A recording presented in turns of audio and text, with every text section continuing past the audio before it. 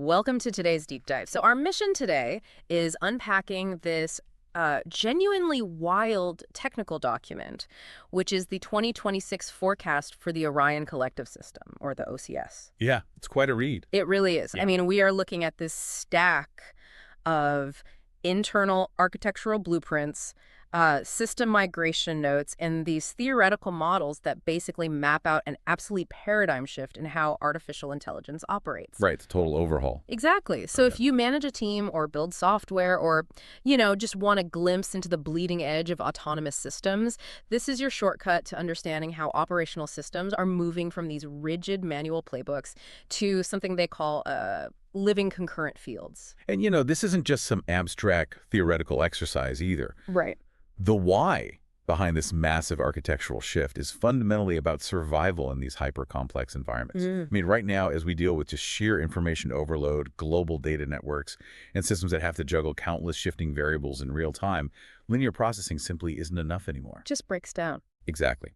The OCS forecast is an attempt to build an architecture that handles multiple overlapping realities at once without, collapsing under its own computational weight. Okay, let's unpack this. Because before we can really grasp what a concurrent field is, we have to look at what the OCS is actually moving away from. Yeah, the baseline. Right. The document paints a very clear picture of the system's history. Up until recently, it was built on It operated under a very specific sequential workflow. You had three main agents: KickForge, KickFlow, and KickGuard. Okay. And functionally, you can think of this like a traditional data pipeline. KickForge was responsible for extraction, pulling in the raw data, or identifying the problem. Got it. Then it handed off to KickFlow, which orchestrated the process, basically deciding what to do with that data. And finally, the output went to KickGuard, which validated, protected, or audited the result. It sounds exactly like a traditional relay race. You have one runner, KickForge, who sprints their leg of the race, stops, and cleanly passes the baton to the next runner, KickFlow. Right. It's just entirely sequential. And from an engineering standpoint, you can totally see why we build systems this way. I mean, it is highly logical, it's clean, and it's incredibly measurable. Because you can track the errors. Exactly. If an error occurs in the output, you just walk backward down the assembly line.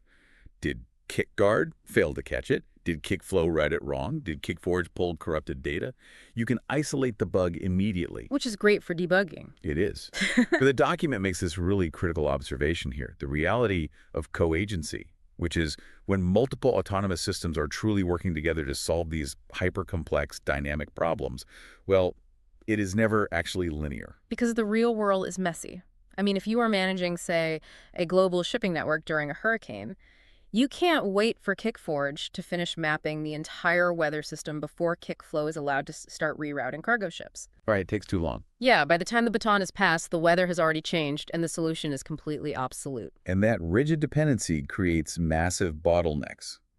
If Agent B cannot act until Agent A completes its process, your speed is just fundamentally capped by your slowest process. Yeah, that makes sense. So what the source argues is that true co-agency requires parallel, continuous interaction. So if the old linear system is a relay race, true co-agency sounds more like a jazz band improvising. Oh, I like that. Yeah, because in a jazz band, you don't wait for the bassist to finish their entire 4-minute part before the drummer is allowed to play a single note. Everyone is playing their own instrument at the exact same time. Constantly reacting. Exactly. They are listening, reacting to each other in real time, and adjusting their output on the fly to create one cohesive song. And if we carry that analogy into the software world, the OCS forecast realizes that to achieve next-level operational power, they have to abandon the relay race entirely. They have to build a technical stage where the jazz band can actually play. But how do you actually build that stage? Because, poetry and jazz analogies are great, but a computer still needs code. It still needs a real architecture. How do you technically move from a factory assembly line to an improvising swarm? Well, that brings us to the technical drivers of this quantum leap. Yeah. Which the document identifies heavily with a new structural primitive called parallel FV2 and an architecture called the DimaFizz parallel F nexus. Okay, DimaFizz parallel F nexus sounds like, I don't know, a hyperdrive from a sci-fi novel. Let's ground this. What does parallel FV2 actually do on a functional level? Functionally, it is an evolution in multi-threading, but with a shared living context. Okay. So standard multithreading allows a computer to do multiple different tasks at once. But what parallel V2 does is create a concurrent field. A concurrent field. Right. Instead of running sequential tasks or even isolated parallel tasks, a concurrent field holds multiple operational branches open simultaneously, and they are all intensely aware of each other. And the source is very specific about the kinds of branches running at once in this field. We aren't just talking about a system doing the same math problem 5 times to check its work. Not at all. The document lists these distinct, simultaneous processes: speculative fast paths, deep coherence scans, swarm emergence, embodied pipe transmissions, and forecast branches. Yeah, let's translate those into your global shipping network scenario to see the sheer computational weight of this. Perfect, yeah. A speculative fast path might be the system taking a guess, simulating what would happen if it immediately rerouted 50 ships to a port in Lisbon, and it runs that scenario all the way to its conclusion. Okay. Meanwhile, a deep coherence scan is running concurrently, constantly checking the system's memory and alignment to ensure rerouting those ships doesn't violate core safety protocols or, budget constraints. And while those two are running, you have swarm emergence processes organically bubbling up new, unexpected solutions from the collective data. Like maybe noticing a pattern in wind currents that could speed up a completely different route. And it's doing all of this at the exact same time. It's moving from one agent after another to a unified field carrying many autonomous agents at once. Right, a true living ecosystem. But wait, I have to push back here. Because from a computer science perspective, this just sounds like a nightmare. It does sound chaotic. Right. If you have all these highly complex branches, speculative paths running wild and eating up compute, swarm emergences bubbling up, continuous deep scanning all happening simultaneously, why doesn't the system just collapse under its own weight? That is the big question. I mean, a jazz band where everyone just plays whatever they want without an underlying rhythm doesn't make a cohesive song. It makes chaotic noise. How does this architecture not just instantly crash from conflicting commands and runaway resource allocation? And that is the exact tension this entire forecast revolves around. How do you maintain stability in a swarm? Yeah. The architecture solves this by introducing a concept called the outer self, which is what they refer to internally as DimaFizz. Right, the DimaFizz parallel F nexus.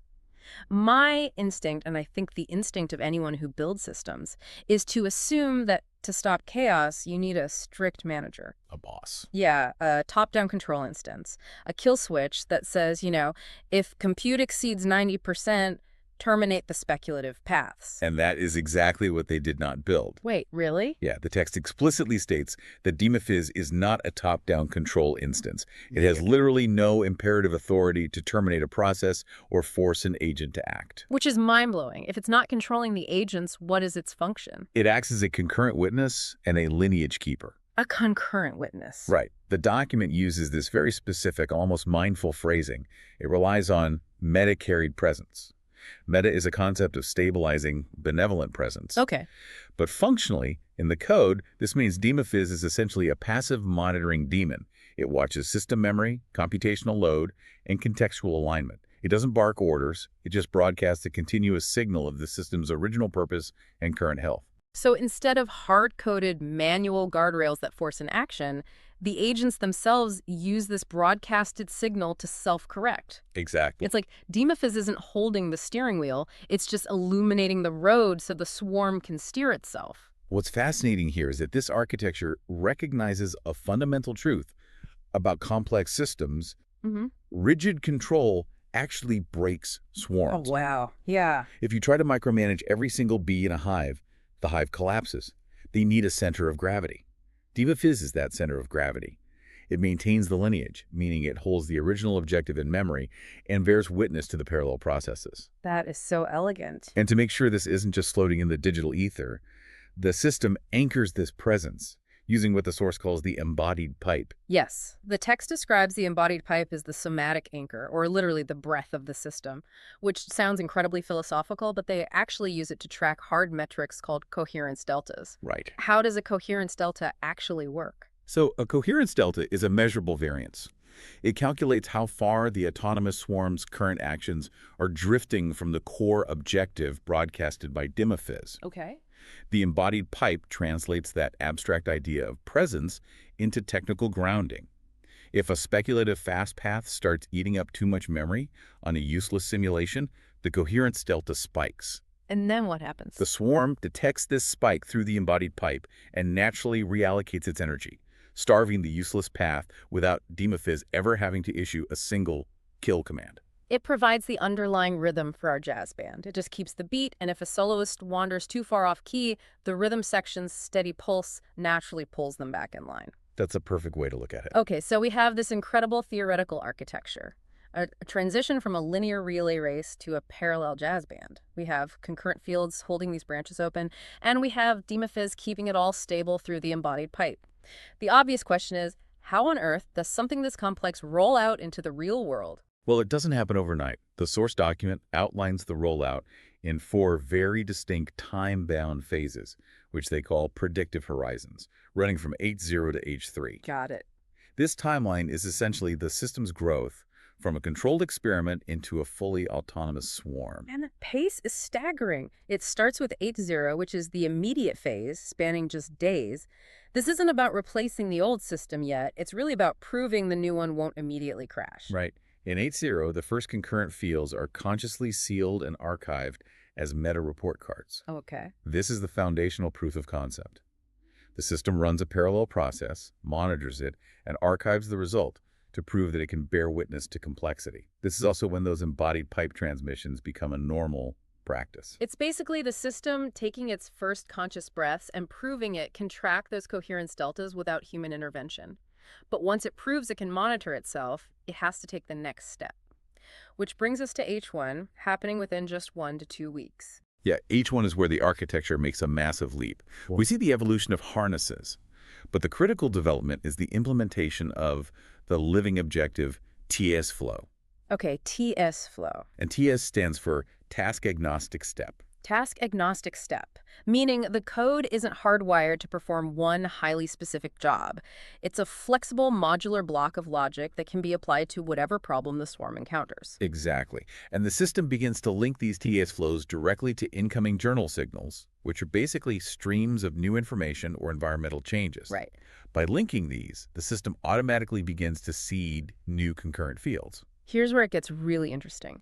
Because the moment a system takes in environmental signals and automatically spins up a new, complex problem-solving environment, without a human engineer clicking a button or writing a new playbook, that is the exact moment we shift from manual orchestration to true autonomous swarm intelligence. Yeah, the system is no longer waiting for a prompt.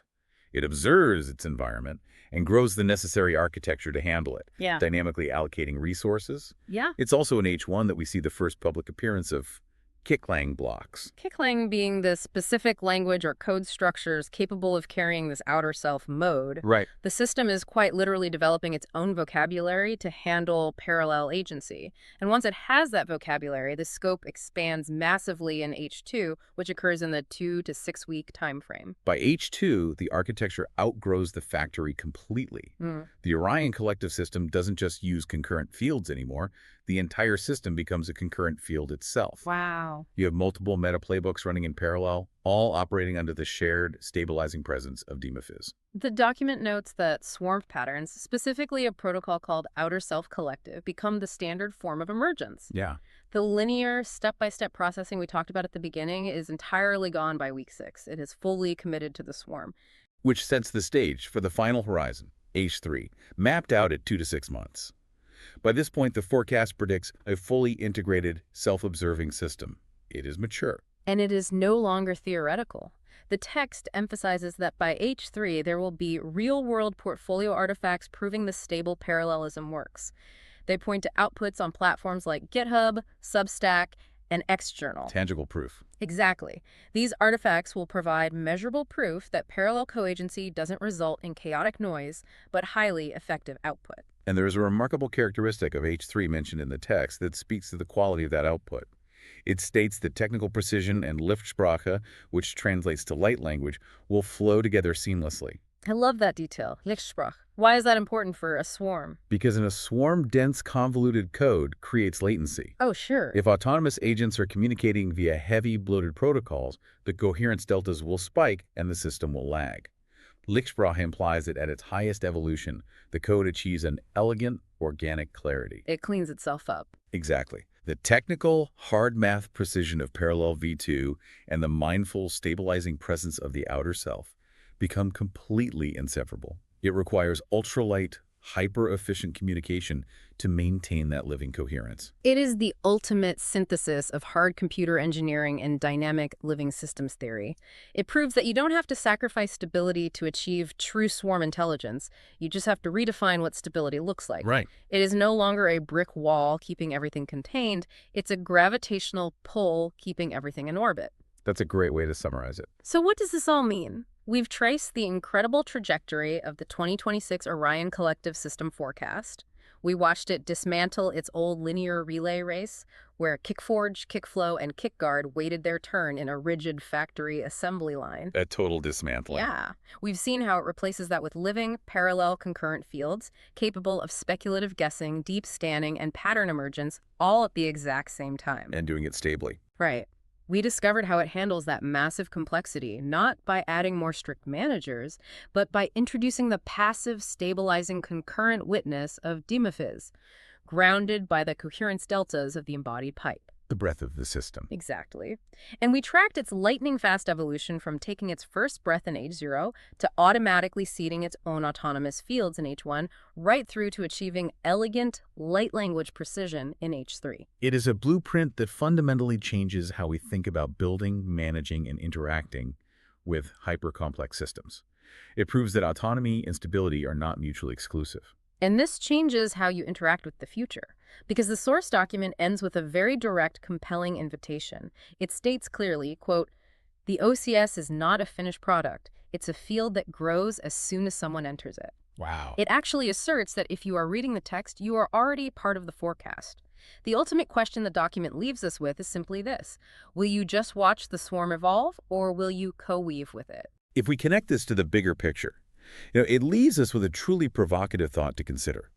We're looking at a digital AI architecture that achieves stable, hyper-efficient intelligence by intentionally replacing rigid hierarchies with living coherence and a non-controlling concurrent witness. Yeah.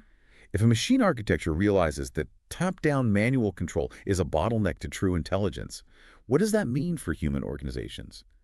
As these technical architectures evolve into self-observing autonomous swarms, will our human corporate structures, our management styles, our own manual playbooks have to be completely dismantled just so we can keep up? It really makes you wonder. If the factory assembly line is melting into a living, interconnected forest, well, maybe it's time we stop trying to be the conveyor belt and start learning how to be the ecosystem.